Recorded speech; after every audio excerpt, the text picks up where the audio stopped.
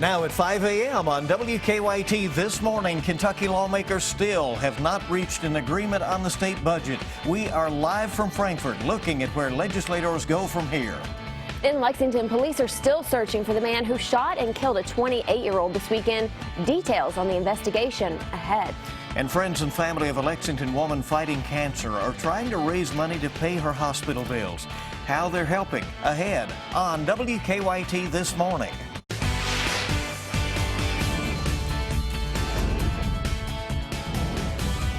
This is WKYT This Morning. Good Monday morning. Hope you had a great weekend. I'm Michelle Chamberlain. And I'm Bill Bryant. It's so good to have you on WKYT, where Kentucky mornings start. It is April 11th. Here we go. And I was out and about on Friday, and I look up, there's a TV screen. It is snowing, and they're doing a report from Keeneland. Right. I could not believe it. It's pretty amazing. And cold at Keeneland. They still had a good crowd Friday. Crowd was down some on Saturday because of the cold, I'm sure. Things are going to improve, but we have one more day that we'll be dealing with at least those showers out there. Let's check in. This morning, Mike Linden is in for Micah. Good morning. Good morning, Bill and Michelle. We are looking at one more bump in the road here before things get a whole lot better. Right now, though, we look at the Defender radar network and we can see some showery activity along northern Kentucky and I-75 northbound. Right now, moving through Harrison County and Cynthiana. Nothing that's really going to impact your morning commute all that much other than to just be a little pesky early this morning. Here's the difference you can really feel. Those temperatures out there right now in the mid-50s. That's warmer than where we were all day on Friday and Saturday, and this marks a huge step up. Anywhere from 25 to near 30 degrees of difference. And of course, it is a little windy out there. A front has moved in overnight last night and will be windy almost the entire day today. But getting ready for what looks to be a beautiful week of weather ahead of us. It's one more bump in the road. I'll show you what this afternoon has in store for us coming up. All right, something to look forward to. Thank you, Mike. As of this morning, Kentucky lawmakers have not agreed on a two-year budget for the Commonwealth. Lawmakers met behind closed doors yesterday for hours discussing the budget almost until midnight. WKYT's Mark Barber is in Frankfort continuing our budget coverage this morning. Good morning, Mark. Good morning, Michelle. The House and Senate only have one more workday to resolve their differences, and they do not look to be any closer this morning. They met for hours yesterday trying to reconcile those differences over how to spend the state's money on higher education. Now, Senate Republicans, they have always backed Governor Matt Bevin's proposed 4.5% cuts to higher education. Last night, House Democrats finally agreed to those same cuts. Now, their main disagreement now centers around how much money should be put toward paying off more than $30 billion in state pension debt. The House and the Senate have until Friday to pass a budget. If they cannot agree by then, the governor could call a special session that would be costly for taxpayers. House leaders say they are ready to continue meeting with the Senate on the budget. In a statement released after midnight, they said they still want to try to pass a budget by the end of the General Assembly. Now, their self-imposed deadline ends tomorrow. Can they make it? It's a close one, isn't it? Well, coming up at 5:30, we'll take a look at what the House says they are doing to try to change their calendar to give them more time to strike a deal here in Frankfort. Live in Franklin County, Mark Barber, WKYT. We'll see. Should be interesting. This morning, Lexington police are still searching for a man who they say shot a 28-year-old man close to UK's South Campus. Another man was shot, but police have not identified him. WKYT's Mike Byer is at our live desk this morning with more on the investigation into this. Mike, good morning. Good morning, Bill. On Saturday, the city of Lexington saw its 7th homicide of the year, and police are still searching for the person who pulled the trigger, killing a man just steps away from the UK campus. Police tell us the shooting happened shortly before 2:30 Saturday morning at the Woodland Studio Apartments off Woodland Avenue. This is where investigators say two victims were standing outside an apartment when the suspect approached the men and shot each of them at least once. The Fayette County coroner says 28-year-old James Gordon died from his injuries at UK Hospital. Police tell us Gordon was shot in the neck. We're told the other victim, an 18-year-old man, was shot in the shoulder, which is said to be non-life threatening. Owners of the apartment complex tell us the people involved in the shooting do not live in the complex. Detectives believe this incident was not a random act and that there is a relationship between the parties involved. Police describe the suspect as a heavy-built man standing around 6 foot who was last seen wearing a yellow jacket. Now, police tell us no arrests have been made in the case. They urge anyone with information to come forward. At the live desk, Mike Byer, WKYT. We've learned that a man killed in a crash Friday in Lexington was a cartoonist known for his drawings in the New Yorker. The New York Times reports 76-year-old William Hamilton drew cartoons that poked fun at the wealthy and powerful. He worked for the New Yorker from 1965 until his death. His wife says Hamilton liked to go for afternoon drives and was about 4 miles from their horse farm when he crashed. Lexington police say Hamilton's car crashed into a pickup on Old Richmond Road. Hamilton later died at UK Hospital. His wife believes he passed out or was distracted and drove through a stop sign. Deputies in western Kentucky say a man is dead after a 17-year-old shot him. The Ohio County Sheriff's Office says the teenager shot 41-year-old Kevin Merritt while trying to defend his father. Deputies were told that Merritt was trying to attack the teen's father with a wooden saw. No charges have been filed at this point. A former Western Kentucky University tight end is facing charges this morning. Police booked 23-year-old Tyler Higbee into the Warren County Regional Jail just before 3 o'clock yesterday morning. They've charged Higbee with assault, alcohol intoxication in a public place, and fleeing or evading police. They have not said what led up to the charges. Higbee is considered one of the top tight end prospects for the next month's NFL draft. It has been 1 year since an inspirational woman lost her battle with brain cancer. 19-year-old Lauren Hill died last year. The teenager was diagnosed just weeks after signing to play basketball at Mount St. Joseph University in Cincinnati. Now, she played in 4 games before becoming an honorary coach. Hill's hometown in Indiana dedicated a street and a stone memorial to her yesterday. Gage's Lane, which runs beside the cemetery where Hill is buried, was renamed number 22 Lauren Hill Lane. Nice tribute. Anyone who attends upcoming shows at Rupp Arena will be seeing some changes to the security process. Our news partners at the Herald-Leader report that arena leaders have bought 30 walk-through metal detectors. The detectors are similar to those at airports, and they will do full-body scans of people entering. They'll be used at the April 16th Outcry show. The director of arena management says moving to the stand-up metal detectors was prompted by requirements from concert promoters. Many require the detectors as part of their contract to bring artists to Rupp Arena. Now, UK leaders have not yet decided if they will move to walk-through detectors for UK men's basketball games. The people who answer emergency calls will be honored this week. It is National Public Safety Telecommunications Week. The event honors dispatchers as the first responders. Laurel County dispatchers say for them, they do their work because they enjoy helping people. You save someone's life, you feel kind of satisfaction, like, hey, they called, I got them who they needed, and their lives are saved. National Public Safety Telecommunicator Week will start today, and it runs through Saturday. Friends and family of a Lexington woman fighting cancer are trying to raise money to pay her hospital bills. Sarah Lester has been the executive director of the Ronald McDonald House in Lexington for the past 10 years. Now she's the one who needs help. In January, doctors diagnosed Lester with leukemia. Since then, the community has raised money, more than $40,000 for her. Yesterday, Lexington singers held a benefit concert for her at O'Neill's on Richmond Road. Her mother was there and thanked the community for their support. It keeps us afloat. We've had meal train, we get cards. People send us Kroger cards, which is such a treat. I mean, it's just been wonderful. Now, Lister wasn't able to make it to the concert, but she did watch it through a live stream. If you would like to donate, we do have a link to the online fundraiser for Sarah at WKYT.com. Good to see so many people stepping up and caring. It's good to have you with us Monday morning on WKYT. We're just getting started. It's rolling up on 5:09 right now. Best Buy is starting a delivery war with Amazon. They're trying to beat the online retail giant at their own game, or at least trying to go toe-to-toe with them. That's ahead on WKYT this morning. And as far as the weather goes, it looks like one more day of active weather before things look a lot better in the coming days. Coming up, I'll show you what Monday has in store for you to get your day started.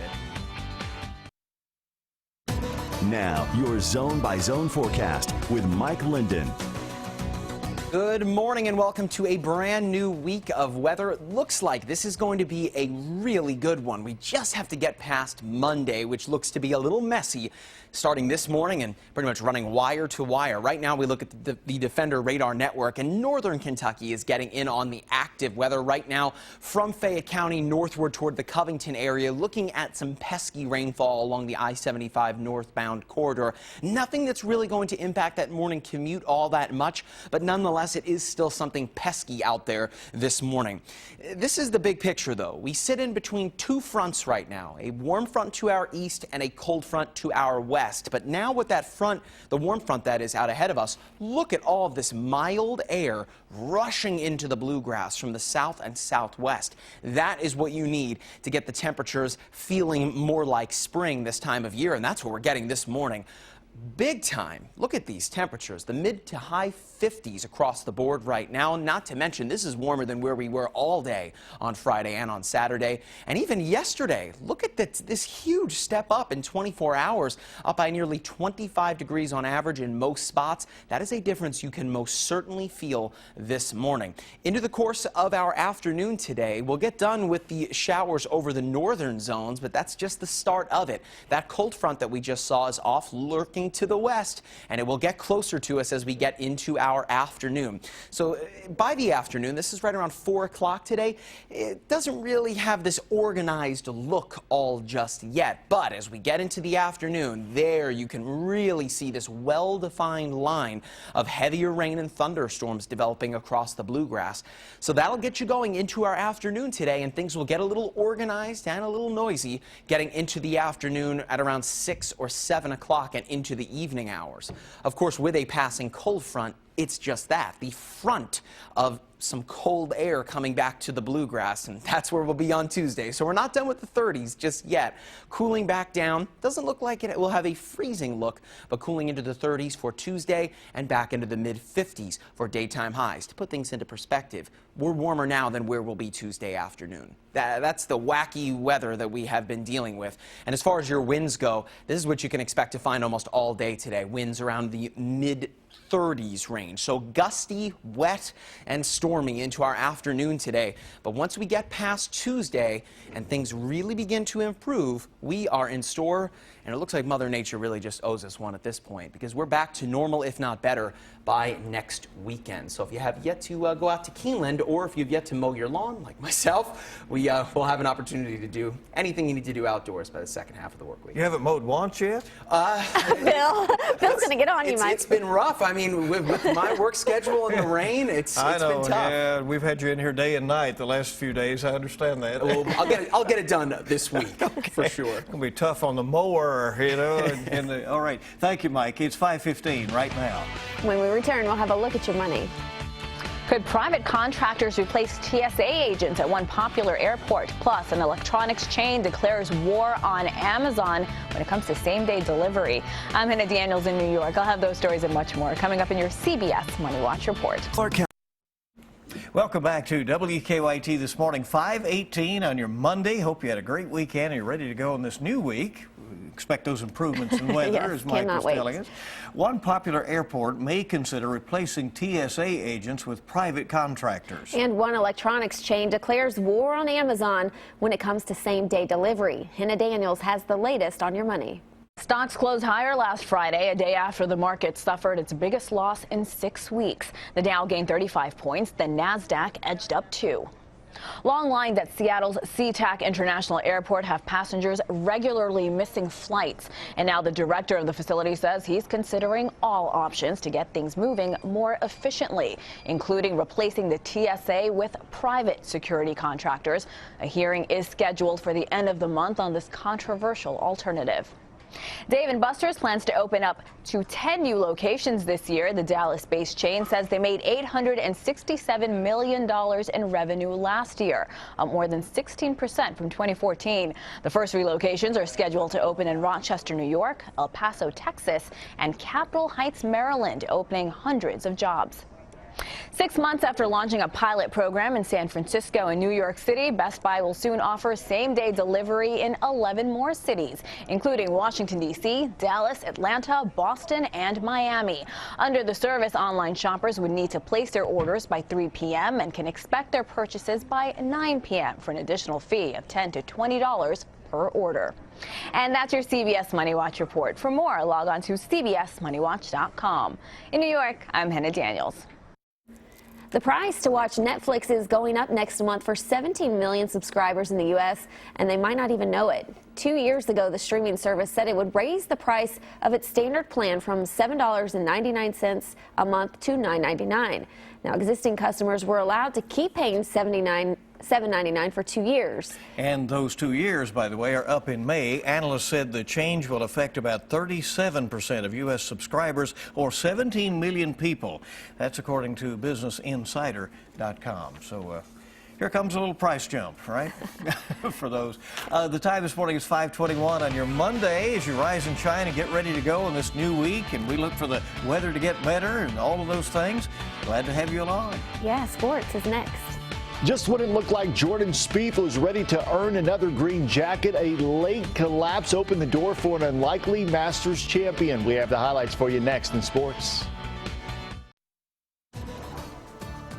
Well, it certainly was an interesting weekend in the Bluegrass, with temperatures struggling to even get out of the 40s Friday and Saturday. But now we're back, and in a big way, temperatures getting back to the upper 60s today. But it's all a trade-off in the world of weather. While we will warm up, we are also dealing with some unstable conditions into our afternoon. Seeing some showers right now along the northern edge of the Bluegrass state into our afternoon. That's where thunderstorms take over, and it looks like that will be the case at around 4 or 5 o'clock for the west, and then pushing eastward across the Bluegrass. The rest of your work week, once we get past today, looks wonderful. An early chance for some showers on Tuesday, pretty much just what's left over from today, and then almost each and every day for the work week ahead of us. We get better and better and better. Sunnier into the second half of the work week, and it looks like this weekend you might want to start planning now, because this looks wonderful as we get into the next several days. Lee K. Howard is back in next with sports.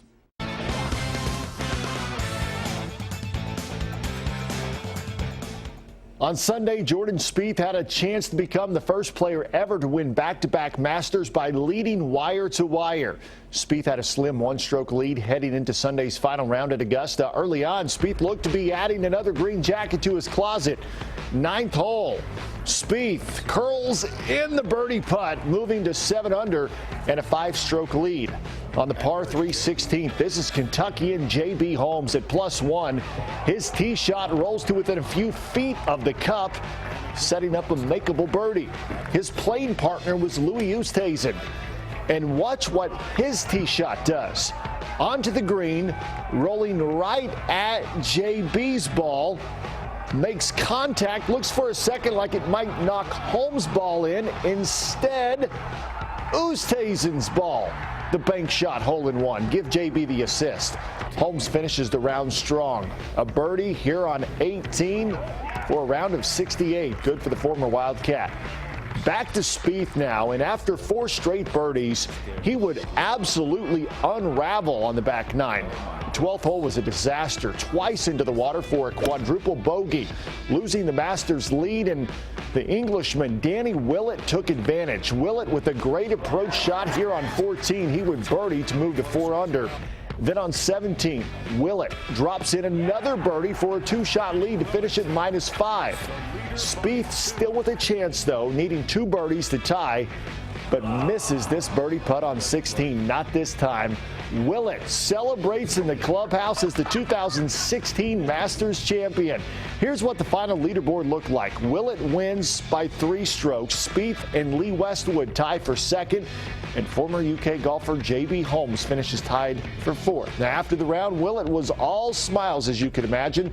Having recently become a new father, now he's a Masters champion and only the 2nd Englishman to win the green jacket. I can't put it into words, to win golf tournaments on tour is what we dream of doing, on the PGA and on the European tours. It's what you practice for, it's what you play for, but you dream about these kind of days and things like that, but for them to happen, there's 4 a year. So to actually be sat here is just, it's still mind-boggling. Yeah, mind-boggling indeed. That'll do it for your morning sports. Have a great day.